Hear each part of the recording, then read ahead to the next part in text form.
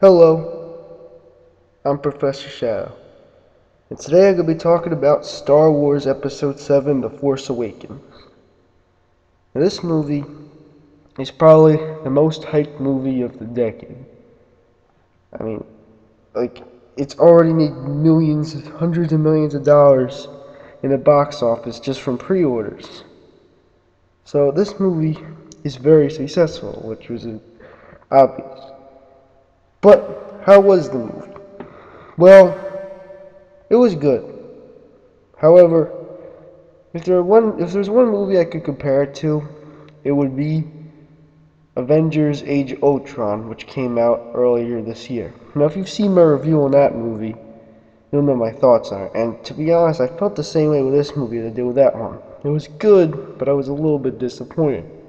For one thing, the new villain, Kylo Ren, he should keep his freaking mask on, because when he took it off, like he started looking all cool, with the voice and everything.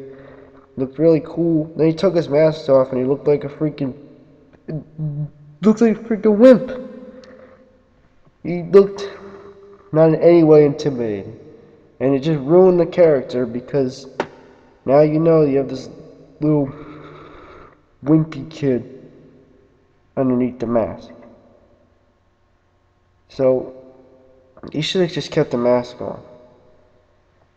Now, another thing that I didn't like was that sort of like Age of Ultron, this movie was just a rehash of the previous films in some ways. And it wasn't like Jurassic World, which is another movie I might compare this to. Jurassic World paid homage to the first movie, like when they had Indominus Rex attacking the gyrosphere. It was paying homage to the scene in the first Jurassic Park when the T-Rex is attacking the car. But this movie just flat out takes scenes. There might be a bit of some spoilers in the review, so just to warn you guys, a bit of spoilers. But there's another Death Star in this movie.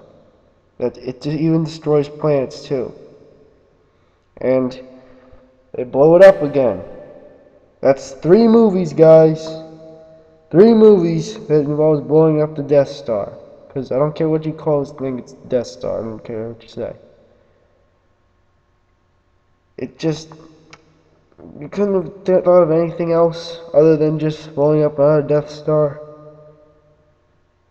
And also there were some other scenes, like the whole idea of giving something to a droid, and everyone's looking for the droid. Like when they had the plans for the Death Star in the first movie, this is instead of having plans to the Death Star, they have a map that goes to Luke Skywalker because for some reason he's in hiding. And if you guys thought he was going to be in this movie, he's in it for like 30 seconds at the end. He doesn't even say anything. So that was a bit of a waste. I mean, maybe he'll do more in the next movie. But I was a bit disappointed. I expected him to do more. But the old cast is back. Like, you have Han Solo, Chewbacca, C-3PO, R2-D2 at the end, I guess. You have Leia. You get all the characters. And the new characters are pretty good. Uh, New characters are good, but I do feel like some of them, aren't exactly the best. Like, I think that Rey doesn't really have any faults with her. It's kind of new as a character, but it's a good nevertheless, good characters. And the acting is pretty good too. The special effects, like, there was some practical effects and some CGI effects. Now, I know a lot of people will say that that's better than prequels, but a lot of people don't seem to realize that prequels had a lot of practical effects too. In fact, they had a ton of practical effects. That's like majority of it was practical effects. So this movie didn't really bring back practical effects. It just kept with practical effects, which is a thing that's a staple in the Star Wars films. So I did like the effects. But one thing that kind of bothered me was the designs. I just felt designs of everything just didn't seem too inspired. Like in the prequel films and the original trilogy, the aliens, the droids, the weapons, the planets, they all had these really cool designs that were or unique and original. Like, the cantina scene for episode 4, you had all those crazy looking aliens. And in the prequel films, you have all the crazy looking aliens, different planets and everything. And everything was so cool. But this film, the aliens just are just not as good looking. Like, they just don't look as original or just have the stuff that the ones in the previous films had. And so it kind of had a disappointing villain, bit of a rehash, and uninspiring designs. However, I will talk about the good stuff, because I did talk about the bad, but I will talk about the good. The soundtrack is spectacular. John Williams comes back, he does a great job with the soundtrack. It's great to see the original characters. They play a big part except for Luke, but the original characters are great. I thought the action scenes were really good, like with the shootouts and stuff. And the story was pretty good too, even if it was a rehash at times. It was a decent story. Like, you could follow it well. It isn't complicated like the prequels, and it isn't overly simplified like some of the original films. It's kind of a good blend. So I think Star Wars Episode 7 is a good movie. It is not amazing, and I would not say it's better than the original films, but it is good. I would say it's better than the prequels. I did like the prequels, but I thought this was better than them. So it was better than them. So it's probably in the middle. Like, you'd have the prequels at the lower end, the original at the higher end. This would be in the middle. Now, I'll have to see how the spin-off movies and the next movies in the series do. But I like this film. I had fun watching it. But if you're a Star Wars fan, kind of lower your expectations a bit. It is not really worth the hype it was getting. I was trying not to get super hyped for it because I was afraid that it wouldn't deliver. That's sort of what happened with Age of Ultron. It was good, but didn't deliver. But then again, Jurassic World I got really hyped for, and I thought that movie was almost as good as the original Jurassic Park. So I thought this was a good movie. If you're a Star Wars fan, you'll like it. Just lower your expectations. And if you're just a regular moviegoer that's not a big Star Wars fan, you do not need to see the original movies to understand. You should see the original movies anyway. See all the 6 movies before, but you do not need to see the original movies to get this film. Like, you might not get who some of the characters are, but they don't make it so you have to know what's going on.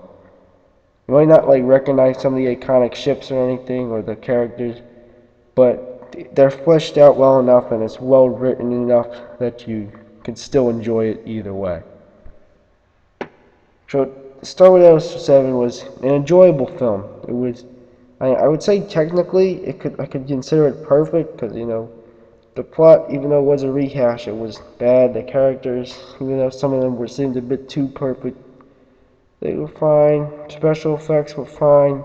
So, I guess technical level, you could say this movie is perfect, because there aren't really any glaring problems with it. The stuff I said were just stuff that I had, but you might not have.